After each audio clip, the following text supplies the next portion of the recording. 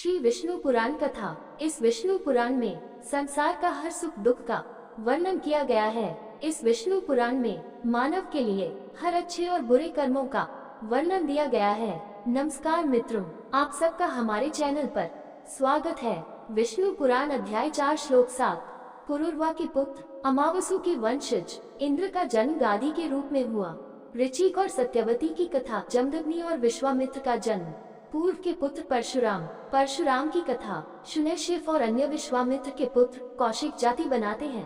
पुरुरवा के 6 पुत्र थे, आयुष, धीमत, अमावसु, विश्ववसु, श्रुत्युष और श्रुतायुष।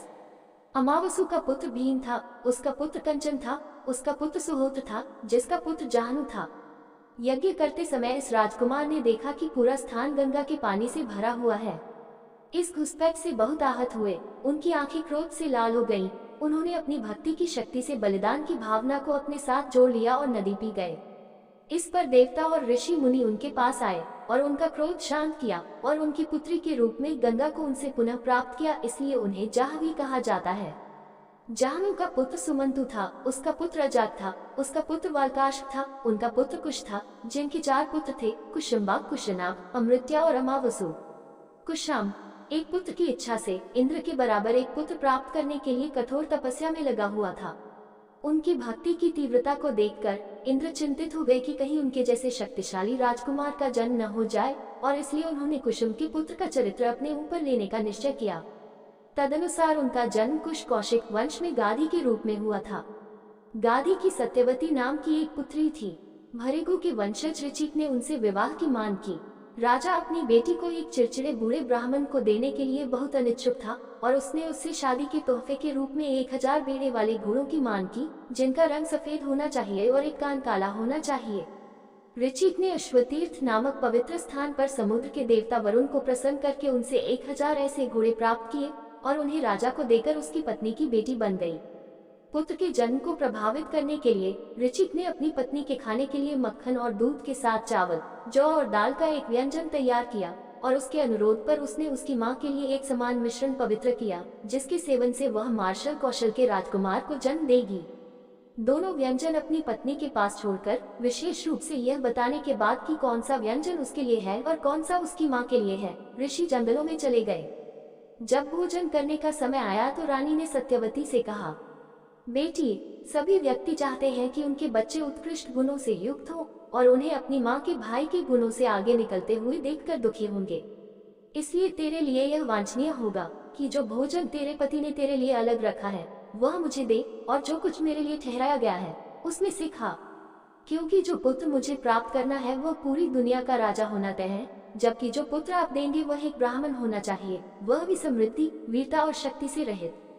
सत्यवती अपनी मां के प्रस्ताव पर सहमत हो गई और उन्होंने आपस में बातचीत की। जब ऋचिक घर लौटा और सत्यवती को देखा तो उसने उससे कहा, पापी स्त्री, तूने क्या किया है? मैं तेरा शरीर भयानक रूप में देखता हूँ। निश्चय ही तूने वह पवित्र भोजन खाया है जो तेरी माता के लिए तैयार किया गया था। तूने गलत किया है। उस भोजन में मैंने शक्ति, पराक्रम और वीरता के गुण समाहित कर दिए थे। तेरे अंदर ब्राह्मण के अनुकूल गुण, नम्रता, ज्ञान और त्याग है।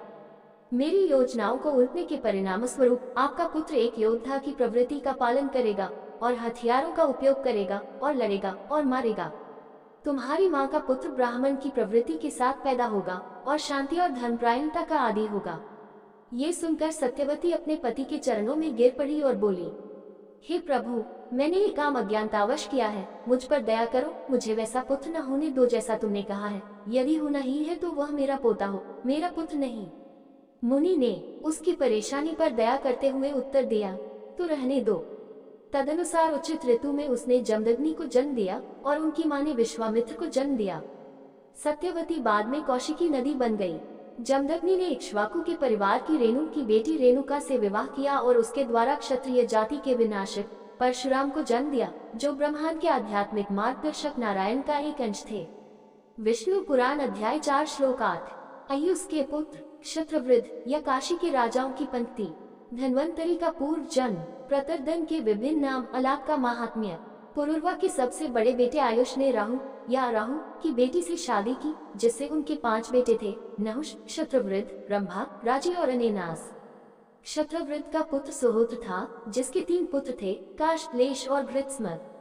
अंतिम का पुत्र शौनक था, जिसने सबसे पहले 4 जातियों के बीच भेद स्थापित किया।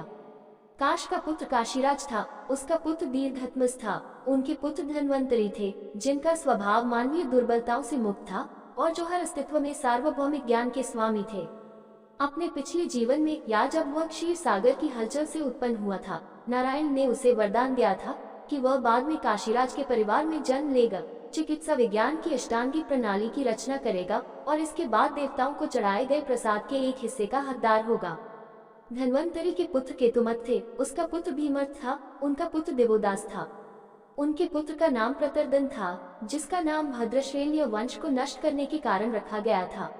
अपने सभी शत्रुओं को परास्त करने के कारण उन्हें शत्रुजीत के रूप में कई अन्य उपाधियां भी मिली। अपने शत्रुओं पर विजयी वत्स या बच्चा उसके पिता द्वारा बार बार उसे इसी नाम से पुकारने के कारण ऋद्विज, वह जिसका प्रतीक सत्य था, सत्यता का एक महान पर्यवेक्षक था, और कुवलयश, क्योंकि उसके पास कुवलय नामक एक घोड़ा अश्व था। इस राजकुमार का पुत्र अलाक था, जिसके बारे में आजकल ये श्लोक गाया जाता है। 60,700 वर्षों तक अलाक को छोड़कर किसी अन्य युवा राजा ने पृथ्वी पर राज्य नहीं किया।